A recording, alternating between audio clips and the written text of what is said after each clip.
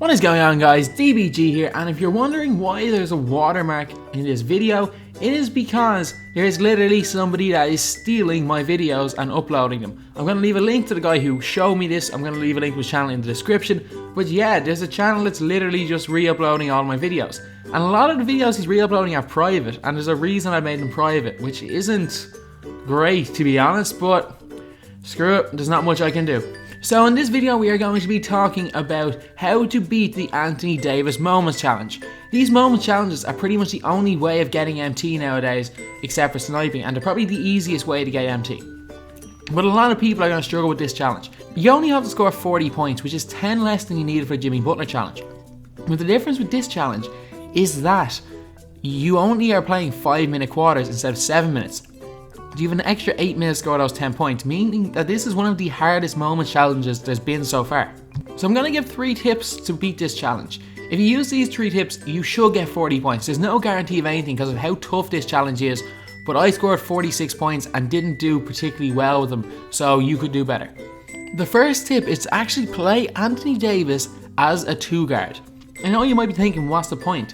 But if you play him at the 2, it means that if you want to post him up, he is posting up Courtney Lee, which means he will score every single time. And this is a great way to get scores early in the game. Step number 2, as much as possible, try to make sure he is not on the court at the same time as Joakim Noah. Obviously it's difficult to do because both of them will have to play most of the minutes, but when Joakim Noah is on the floor, after maybe 15 points with Davis, they automatically switch Davis onto Noah. And I don't know why, but Noah is still an extremely good defender and is really hard to score in an NBA 2K17. So you want him on the court as little as possible with Noah. It means that he will be posting up guys worse than him, and worst comes to worst, you'll have the Lithuanian fella or Hernan Gomez on him who can't play defense. And the last tip, probably the most obvious one, and the one I've used for every single challenge, and it is spam pick and rolls. I know I might sound like a broken record constantly talking about them, but it works. Spamming pick and rolls, from my experience, is the easiest way to win a challenge. It's extremely easy if you use Porzingis as a roll man and have him being guarded by anyone but Joakim Noah. It's a little bit more difficult with Noah, but at the same time it's still doable. Shooting wise, I wouldn't really advise you to use Anthony Davis much as a shooter.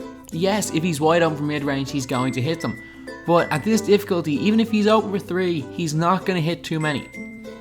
You can get him on cuts, that's not too bad, but the main thing you want is to pick and roll, especially when it's going guard to guard or guard to small forward. They're going to switch a lot of time onto the point guard, and even Melo cannot guard Anthony Davis inside. If Rose gets switched onto him in the pick and roll, he can get to the basket. They've got no rim protectors, really, so once you get the ball into his hands, it's an open dunk or an open layup, no matter who they have on the floor, whether it's Hernan Gomez, whether it's Noah. But the only thing is that on ball, Noah, you can't get past him. I don't know why. He's probably the best pick and roll defender I've had to play against. But as you can see, as soon as he goes off the court, easy scores. Joakim, your best bet is to just wait and see and wait for him to make a cut, wait for the AI to play bad defense. But as you can see, even when you do get, that does happen, it's not always guaranteed because Noah can get blocks. To be honest, the only way to beat him is by running. But at the same time, you should get enough points when Noah is not on the floor, and even from just spamming those pick and rolls with him, to win this challenge. This is a difficult challenge, but it's not impossible.